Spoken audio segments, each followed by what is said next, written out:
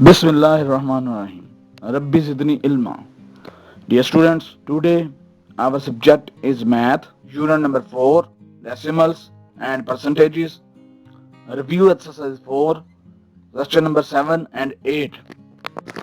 Today we will learn and understand real life problems involving percentage, savings and saving percentage. Let's start our lecture. Our today SLOs are: you will be able to solve real life problems in which percentage, savings and saving percentage are involved. अब हमारे सामने है introduction of real life problems involving percentage. आज हमने statement वाले जो सवालात समझने हैं, इनमें हमारा वास्ता 3 चीजों से पढ़ना है। प्यारे बच्चों, आज हमने दी हुई अमाउंट और टोटल अमाउंट से परसेंटेज बनानी है। फार्मूला ये है, जो भी अमाउंट दी हो जिसमें हमने परसेंटेज बनाना हो वो टोटल अमाउंट से डिवाइड होती है और मल्टीप्लाई होती है 100% से, तो हमें परसेंटेज अमाउंट मिल जाती है। दूसरे पॉइंट में जब हमें टोटल अमाउंट और स्पेंड अमाउंट यानी खर्च होने वाली अमाउंट इल्म हो, तो इससे हम आसानी से अपनी बचत यानी सेविंग बना सकते हैं, जिसमें सब्ट्रैक्शन होती है।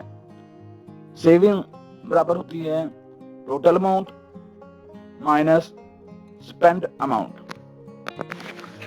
तीसरे पॉइंट में जब हमें टोटल अमाउंट और सेविंग अमाउंट यानी बचत वाली अमाउंट मिल जाए, तो इससे हम आसानी से अपनी सेविंग परसेंटेज बना सकते हैं। तो जो सेविंग परसेंटेज का फार्मूला है वो ये है, सेविंग अमाउंट परसेंटेज बराबर होती है saving amount divide by total amount multiply 100%। अब हमारे सामने जो सवाल है वो है रिव्यू एक्सरसाइज 4 में से 7वां सवाल, स्टेटमेंट वाला सवाल है। स्टेटमेंट ये है, Ashraf has rupees 5000, he gave rupees 3000 to his brother. What percentage of his amount did he give to his brother? जी, उसके पास टोटल रुपए हैं 5000, भाई ने 3000 लिए हैं। अब हमने बताना ये है अशरफ ने अपने रुपयों में से जितने परसेंटेज दिए हैं। सॉल्यूशन भी आते हैं। फर्स्ट लाइन है, अशरफ हैज अमाउंट जो है रुपीज 5000, यानी उसके पास टोटल पैसे थे 5000। अब दूसरी लाइन में उसने जितने अपने भाई को दिए हैं वो है रुपीज 3000। अब हमने जो उसने पैसे दिए हैं उसमें से परसेंटेज बनानी है, टू फाइंड परसेंटेज अमाउंट। ये फार्मूला हमने दिया है जो पीछे हमने पढ़ा भी है। जो भी अमाउंट दी हो वो टोटल अमाउंट से डिवाइड होती है और मल्टीप्लाई होती है 100% से। अब जो दी हुई अमाउंट थी जो उसने दी है वो है 3000, टोटल जो था वो था 5000 और 100% से मल्टीप्लाई हो रहा है, तो ये प्रोडक्ट इस तरह बनेगी 3000 डिवाइडेड बाय 5000 मल्टीप्लाई 100%। अब हमने सिंपली टेबल पढ़ने हैं। न्यूमरेटर में जो 3000 है और डिनोमिनेटर में जो 5000 है, ऊपर वाले तीनों जीरो जो हैं वो नीचे वाले तीनों जीरो से रिमूव हो रहे हैं। न्यूमरेटर में 3 बच रहा है और डिनोमिनेटर में 5। अब दूसरी तरफ आते हैं, डिनोमिनेटर 5 जो है 5 पे डिवाइड हो रहा है और न्यूमरेटर 100 जो है वो भी 5 पे डिवाइड हो रहा है। तो डिनोमिनेटर में 5 1 5 1 आ रहा है और न्यूमरेटर में 100 5 से डिवाइड होता है तो आंसर आता है 20। तो जो हमारे पास फाइनल प्रोडक्ट आ रही है वो है 3 × 20 और साथ परसेंटेज सिंबल भी है। ये दोनों आपस में जब मल्टीप्लाई होते हैं तो हमारे पास आता है 60%, यानी अशरफ ने 60% रुपीज दिए थे। Now dear student, slide in front of us is from review 4। 8वां सवाल है, स्टेटमेंट वाला सवाल है। आइए स्टेटमेंट पढ़ते हैं और समझते हैं। Monthly income of a man is ₹7,000. He spent ₹6,000 monthly. What percentage is his saving? यानी आदमी है, माहाना आमदनी 7,000 है, इसने इसमें से 6,000 रुपए खर्च लिए हैं।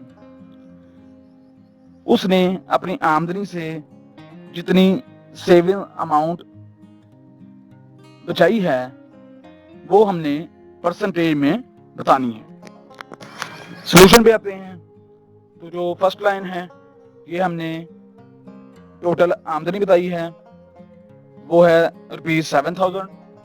दूसरी लाइन में ही स्पेंट मंथली, उसने माहाना जितने पैसे खर्चे वो है जी ₹6,000। अब हमने पीछे इंट्रोडक्शन में फार्मूला बताया था, जब भी सेविंग बनानी हो तो टोटल अमाउंट में से स्पेंड अमाउंट माइनस हो जाती है, तो इससे हमें मंथली सेविंग यानी बचत मिल जाती है, जो आंसर आ रहा है हमारे पास ₹1,000। अब सेविंग परसेंटेज जो है, ये फार्मूला भी हमने पढ़ा है। जो भी हमारी सेविंग हो, जब वो टोटल अमाउंट से डिवाइड होती है और मल्टीप्लाई 100% से होती है तो हमारे पास सेविंग परसेंटेज आ जाती है।